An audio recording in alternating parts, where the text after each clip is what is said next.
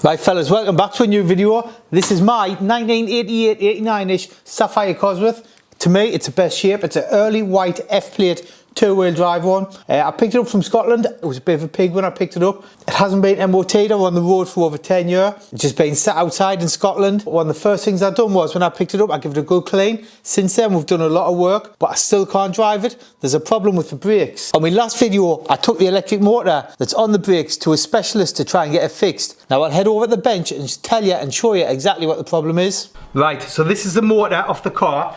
A Cosworth doesn't have a brake servo like what a normal car has. It's basically got an electric motor, and what that does is kind of, I don't know, it does something with the brake fluid, makes your brakes work. At the minute, this car, the Sapphire, has no brakes. So the problem with this motor was, when I got the car, it wasn't motoring, right?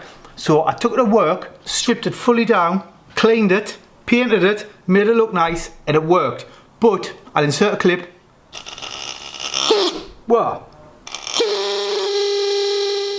Can you hear that noise? Like it shouldn't be making that noise. That's because there was the shaft here was like, it was vibrating. Because when I took it to a motor specialist, and basically there's this little bush, and that was worn. There, that was worn.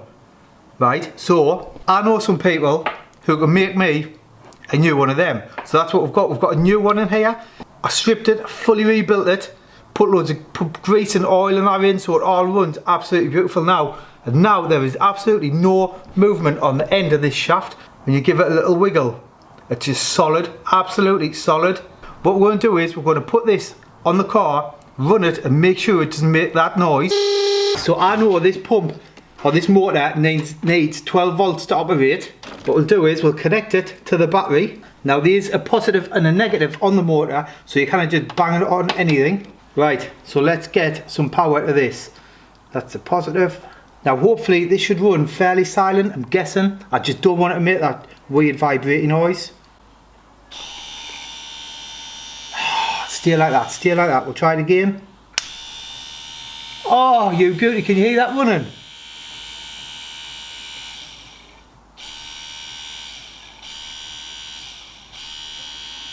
That is fixed. Let's get the brake assembly, ABS stuff, and we'll build our lids back up. The first job is to remove the standard steel brake lines that I had to chop off to remove the brake servo from the car. Then add this steel cog that drives the pump. Put the motor back into the servo and tighten it up with these 4mm Allen head screws. It is a bit fiddly, especially when you've got fat fingers like me.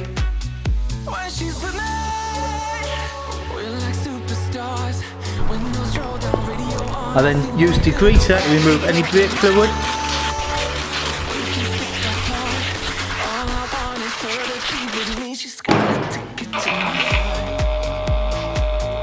Yes, it's working. Once I know it's working, we'll just bang it back on the car. Right fellas, that's the brake servo reservoir type thing now fitted. Before we fire the car up, check it's all working, I need to order some brake line, some fittings, and like a crimping tool to crimp the brake lines. So for now, I'm going to order them. We're going to move on to another job, so come with me. Next job is, there should be badges on the back of the car. There should be like a Ford badge there, then there should be a Cosworth badge on the other side. I've got the badges, I bought them brand new. When fitting them though, there's some very specific measurements, and I had a look online, there's like a little diagram of where they should be. What we're going to do is we're going to get some masking tape, we'll mask the car up, and we'll get like tape measure, and we'll measure it all out, and we'll get these badges in exactly the right place they need to be. Well, the first things we'll do is we'll wipe the panel down with some panel wipe, just so the badges don't fall off.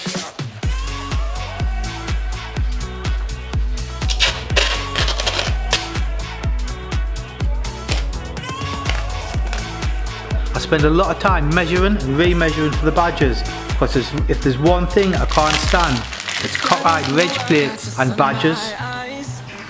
They can't get better than when she makes that smile. Yeah, she's got that style that makes you think she's made out of gold. Just turning up the volume on the radio.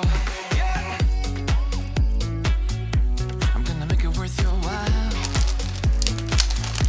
I'm gonna make it worth your time.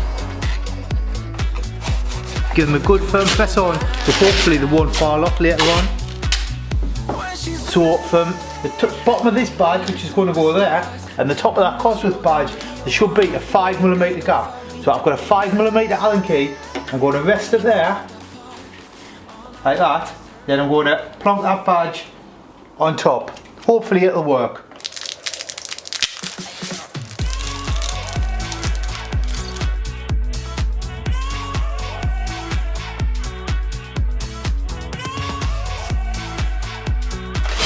There we have it, fellas. I'm sure you'll agree that looks a lot better. I still need to change the reg plate. I do not like these GB plates, but the back end of the car is starting to look a lot better now, especially with the badges. Let's move on to the side of the car. So here on the door, there's some Sapphire badges. They're a bit tatty and worn out, so I've got some new Sierra Cosworth ones. If you want any of these badges, by the way, they're from D&B Graphics, but we'll replace these tatty Sapphire ones with some Sierra RS badges. Right, so I'm just using my Costa coffee card here just to scrape the old like sticky foam off, then give it a good wipe over with some panel wipe / degreaser, just so the badges get a good stick. There we go.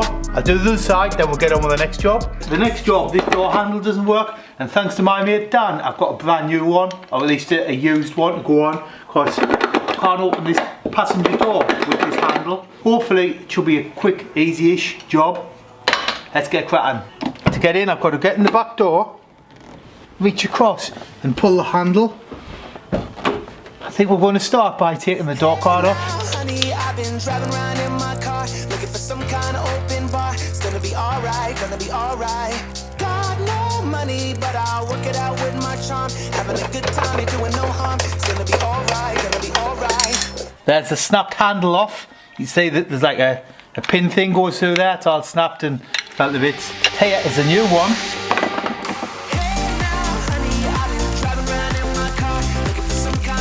Put the screws back in, and that should work.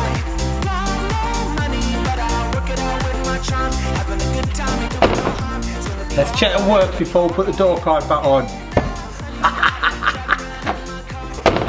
Yes! Let's build the door back up.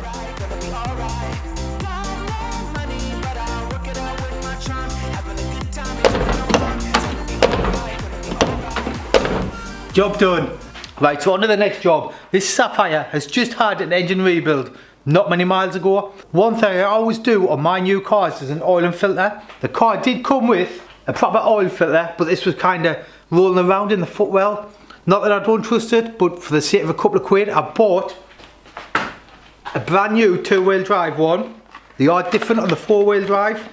Like the two-wheel drive's kind of shorter and fatter, whereas the four-wheel drive one's kind of taller, like a can of Coke. But we've got a brand new oil filter there, and some Miller's 1060. So what we're going to do is jack the car up, get on axle stands, get cracking. I have not got a good track record of doing oil and filters. It normally goes wrong. Fingers crossed this time it goes alright. Get an axle stand.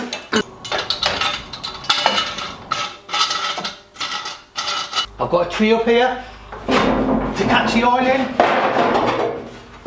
This should catch any oil, what I will spill. It looks like it's got some kind of aftermarket sump plug. And it looks like we need Allen keys to get it off. I have got a magnetic one to go back on. Right, it looks like it needs an 8mm to crack it off. So we'll give it a, there we go. Just crack there, did you hear it crack?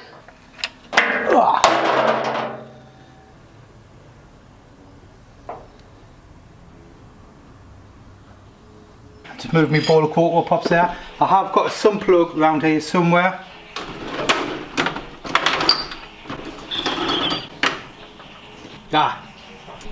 There we have a brand new magnetic sump plug. Well, it's actually second hand, it's off the 3-door, but it is a new magnetic sump plug.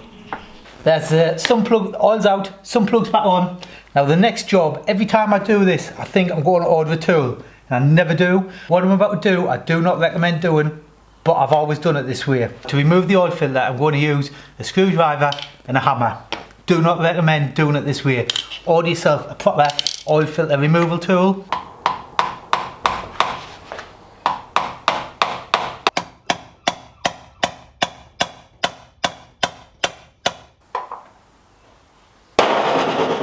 Oh yes! A little bit of fresh oil in the new filter. Oh, a little bit of oil around there. Just so when you screw it on, it doesn't kink the rubber. Something I was always told and I've always done. That filter is now ready to go on. Hand tight. There we go. There we go, that's hand tight.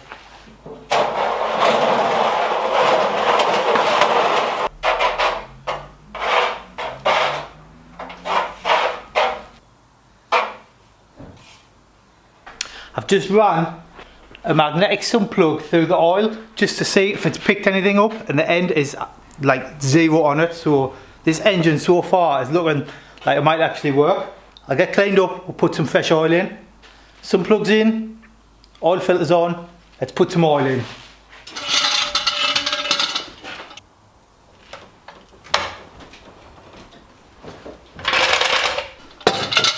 Like these cars take about 4 litres of oil, so I've got a remainder of a bottle off the 3-door and I've got a fresh one to get it up to the level. This is a remainder of a bottle that I put in the 3-door, and I've got a fresh bottle to top it up. There's that one empty, about half a litre going in there. Like I say, this is Miller's 1060 fully synthetic oil.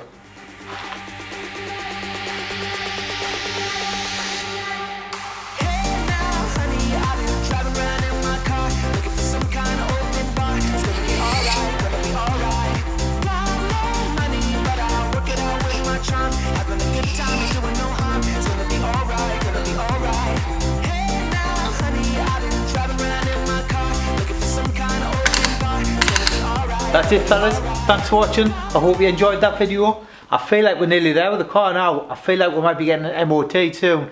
Just need to get these brakes working, they're nearly there. Then we'll get out, we'll do some burnouts and some donuts. But yeah, again, thanks for watching. If you enjoyed the video, give it a thumbs up and I'll catch you on the next one. Cheers.